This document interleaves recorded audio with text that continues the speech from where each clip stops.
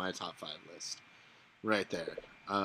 You got to give him some props where props are due. All right, Kevin. That means pressure is on because it's back to you to bring in number 4. Oh, and my friends are on Rock Band too. Just bringing that Starry Night. They supported local indie groups too that you can get your music done there. So there you go. So, all right. So like my number 4,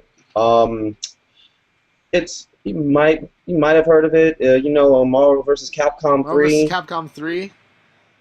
Yeah. Like the worst of the Marvel vs. Capcom series.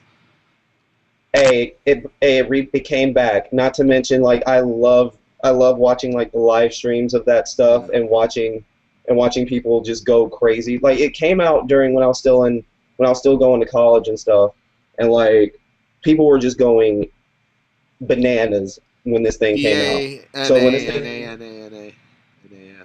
yep.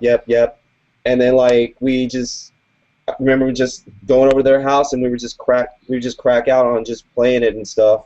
And not to mention you get like to me you get the best comedy from this game because you get the people that just bring back scoops, like where your curly mustache at and stuff. Like it was just one of those games that's just it's more entertaining to me than anything. Granted, like my roommate, he plays it like religiously, and I just watch him play, and he just sometimes yells random stuff like "Beat, what the fuck? Oh come on, yeah!" He just trash talks. Like he's a quiet person, but he trash talks so much. You like it? You like it for the spectator aspect of it? Yeah, I mean, granted, like I used to play like Marvel vs. Capcom 2, but like I played like maybe Marvel vs. Capcom 3 like maybe a handful of times, but like. I still love like the community still going strong, and like it's still like it'll go to Evo or like what have you or like to any other tournament, and you'll still get the community that just bands together and just comes and play this game. Yeah. It's just really, I know. really awesome. Yeah, speaking of Evo, that's like when I was like really got curious about the higher end like fighting in that game, but it was just everybody using the Phoenix and like waiting for her to get her like level 3 power, and then them just going apeshit. It didn't even matter like if the other player had all their characters left or anything. Like once you get the Dark Phoenix ability going on, like you just tear everybody up. And I know they balanced the problem is with that, they balanced it. The problem is with that though is like they nerfed her too, like, and then like they buffed a bunch of other characters so you could take Phoenix out. Because like I remember I saw this one match where this dude was like playing as Nova in Ultimate Marvel vs. Capcom and just straight mollywopped this dude. He like snapped Phoenix back in and just beat her down before he can get level 5, and then just swept his whole team. I'm just like, well, I can't. That kind of makes sense in a comic book perspective because I feel Nova's pretty powerful. He's actually like a Green Lantern technically in the Marvel universe, so he'd be able to stand toe to toe with Phoenix. So I think that's kind of reasonable. Little known fact about Marvel vs. Capcom 3: at one point in time, Twitch TV's own John Carnage was ranked 7th on the leaderboards for Marvel vs. Capcom. Is that before it came out and people were playing it? Okay, whatever, but it was still ranked top 7 in the world. You can say whenever. You could bring semantics in here, Johnny Cochran, but whatever. He was ranked 7, top 7 in the world at one point in time. Leaderboards don't lie. And also, my special story about Marvel vs. Capcom 3 is because the game allowed me to hang out with Ghostface Killah, which was actually on my bucket list of things to do. I got to hang out with him at the Marvel vs. Capcom 3 event at Mezzanine in San Francisco, and got to jump backstage and chilled out with him and talked about video games. So that's why I gotta say Marvel vs. Capcom 3 has allowed one of the in my top 50 moments in life. Maybe not my top 5 games, but it has been a great game for me by proxy. I got kind of snubbed at that party. Yeah. Really? Yeah, what? They're like I come in and it's like everybody, I know everyone, they're like, "Oh, sorry, we're not going to like let you upstairs." Like they wouldn't let me upstairs. I had to like hang out with like all of the regular people or whatever. Oh my god. That's what happened to me. So I chose to jump on a trash can with my video camera and jump on stage with David Banner, Nice. and that's how I ended up backstage with Ghostface Killer. So they also snubbed me. When snubbed, say screw them all, jump on a trash can and go hang out with the band. Nice. I should have So done I that. out-snubbed them all. Nice. Good job, Bobby. Good job. Your punk is. I did Your it for punk you, is Blake. I You're did a it for punk. You're a punk to the max. You outpunk me. you. Two punks. You're too hardcore for one hand. You get the double punk. Throw it up. All right. Well, Bobby, since you're so punk rock, what's your fourth favorite game of the current gen console? My fourth favorite game of this current console would be, it's a toss-up between Big Trip Saga and Complete, and I feel I can put them both together because one was the 3DS version and one was the Wii version of the fantastic Bit Trip Saga, the entire complete version of it, which I feel was perhaps one of the best games, one of the best third-party games put out there by Nintendo. But put out there on the Wii. It was a game that's, you think about the Wii U. The regular Wii. All you think is like, oh, Mario and Zelda and blah blah blah, Smash Brothers. Well, Bit Trip was a fantastic series that was an homage to all the games of the past, like Pitfall, Pong, and all those cool games. But futuristic, neo-futuristic, I would say. It had like this neo-futuristic vibe that it felt like Tron. It felt like what Tron would have been. It's a fantastic series. Hell, you could play as a Meat Boy in the game. Yeah. It was done by an independent team right out of Santa Cruz. Uh-huh. Team was based out of Santa Cruz. Yeah, Gaijin Games based out of Santa Cruz. Fantastic work. They put a lot of time and effort, and you could feel it in the game. It's a game that really, to this day, the company has moved little by little to become bigger and bigger.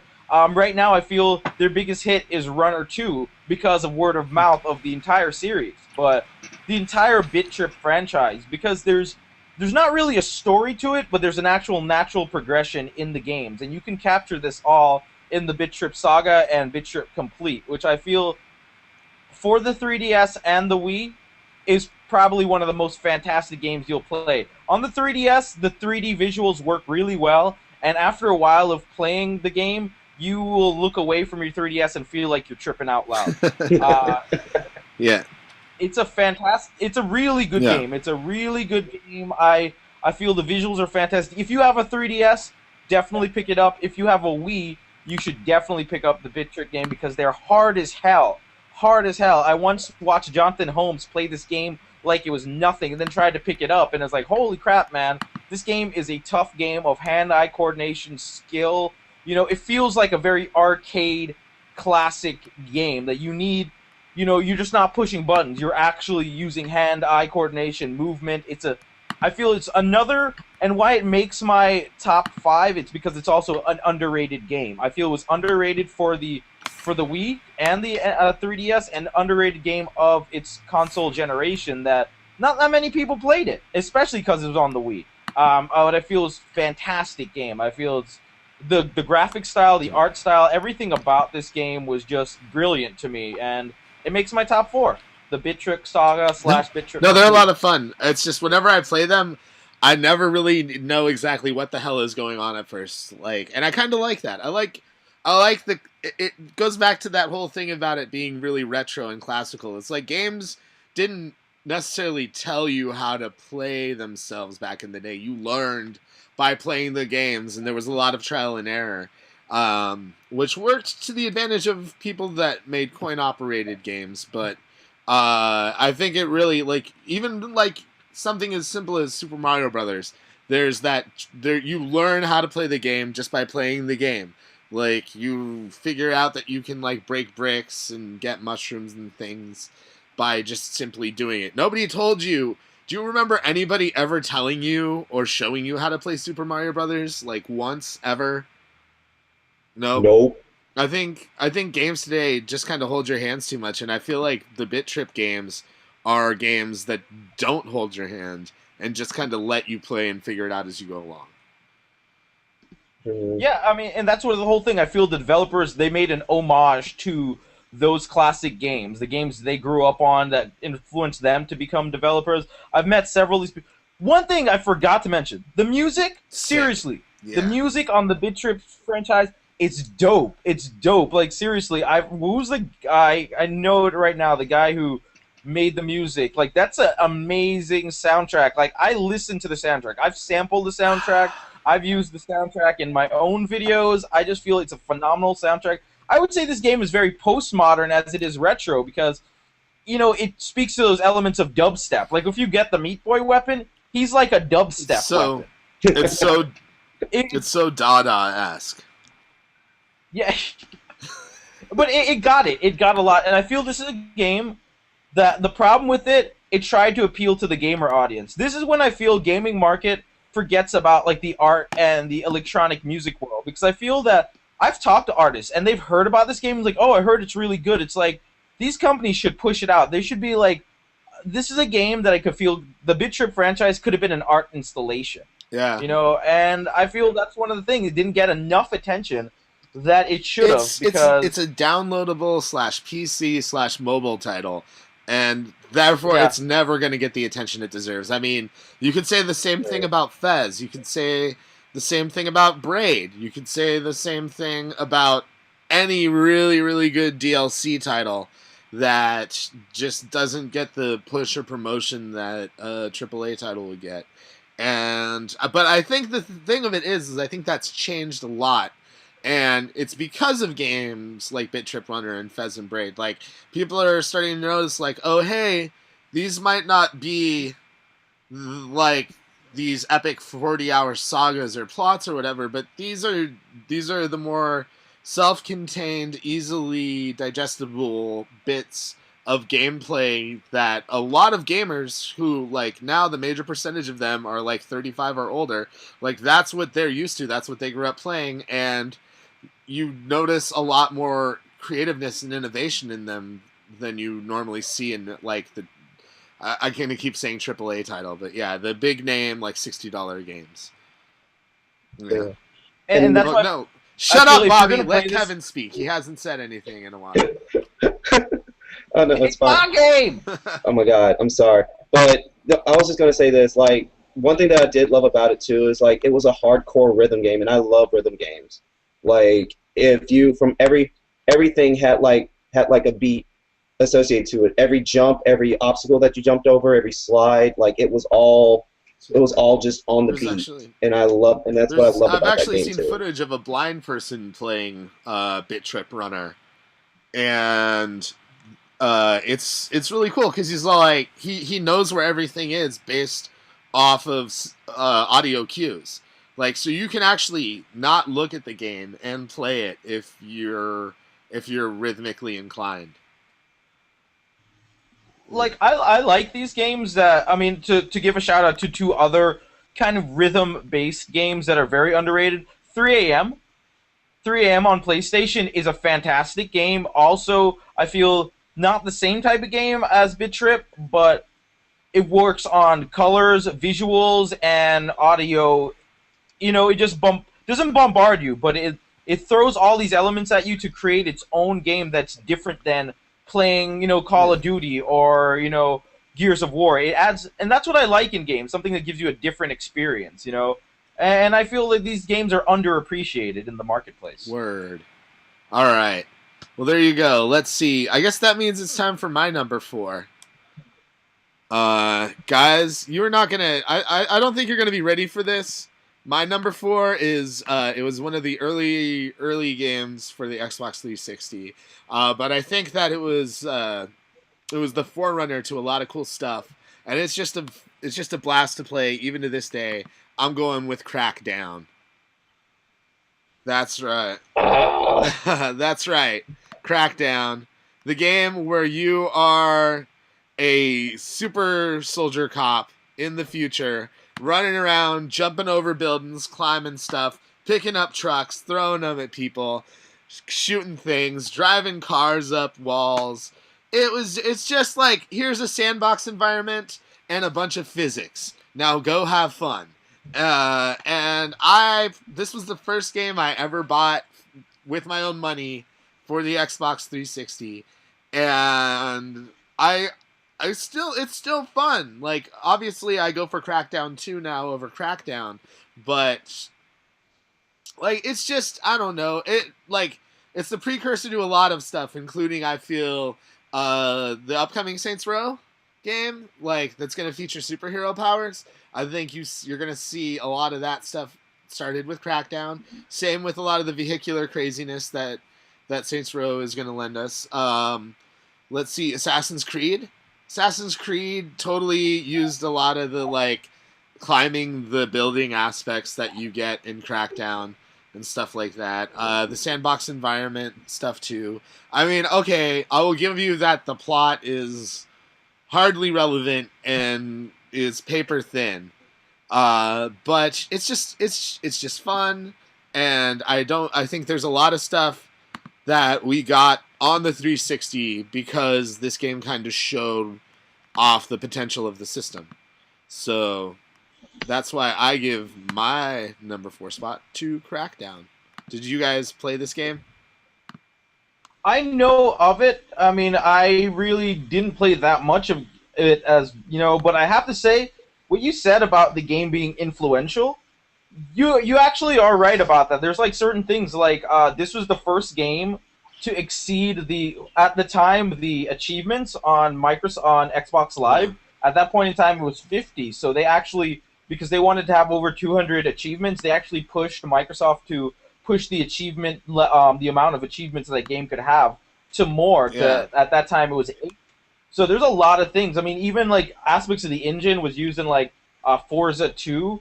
So I mean, and the game, I don't know how well it did, but it got really good scores. Yeah. You know, a lot of people thought it was really good. I mean, it's a game I didn't play. I didn't even play that much at all, but I heard really good things about it. Yeah, no, it was a blast. I mean, like I said, don't worry about the plot and just go have fun, like jumping around and shooting people and feeling like an overpowered super cop that can do anything, and you're fine. And I think Crackdown 2 is pretty much more of the same, but it just kind of pushed things even more to the extreme as far as like leveling up your character went and stuff. But yeah, dude, we should totally stream some Crackdown 2, Bobby, like co-op play. You know what? I'm up for. That might be good for Trade-In Tuesdays. Well, I've already got a copy of Crackdown and Crackdown 2. Well, we just say we traded in Wink, something wink. for it. We traded in. Yeah. But no. That's really awesome. I mean, it's a game that I feel like. That's why I feel you go back to a lot of these early Xbox and PS3 titles and stuff, especially the Xbox more than anything. You'll see games that you didn't even know were good. I'm like, that's how the way I felt when I played Bayonetta for the first time. Like after it came out, like this was a really good game. How come more people didn't talk about this? Like how come it was like that one game in the year. But well, I think we'll both be talking about that later. But Kevin, did you play Crackdown at all? Yeah, I still own it. See, then you know what's up. That was the one game that me and my friend John, like when we both got like the first generation Xboxes and stuff, like we played that game. I remember the one time we just grabbed one of the cars and just threw it at like a crowd of people or something like that. It was just ridiculous. It was just that over the top ridiculousness that just made it all that much more fun. I was like, dude, this is like Grand Theft Auto, but if you're like a superhero, what the crap? Yeah, and like exactly. And the story, oh my god, the story in the first Crackdown was ridiculous. Like, the Chinese triad Master Wang. I'm just like, wait, the guy is Master Wang. But it's like, I love how like it's supposed to be a plot twist at the end of it, that you're actually an evil secret agent, you've been working for the bad guys the whole time, when it's just so blatantly obvious to you that like you're a super cop in a dystopian society. Of course you're the bad guy. There is no sort of game or movie where in the future the super police force is the good guy. Yeah. Right. Except Demolition Man, but that hardly counts as anything. So that was a fantastic movie. It was a precursor to the future. Every restaurant, everything tastes like Taco Bell to me anyway. So what do I care? Actually, until the you know how they've changed it for it's everything's now a Pizza Oh, Hut. really? Yeah, they changed it because there's more Pizza Huts available internationally than there are Taco Bells. So for the actual re-release, when they've released new copies of it, all the Taco Bell logos have been changed to Pizza Hut because for it's more understandable for the Pizza Hut franchise in other countries. So Okay. everything's changed in the actual movie to Pizza Weird. Hut. Yeah, That it is is strange. really weird. But we're not here to talk about the top 5 worst sci-fi films of all time.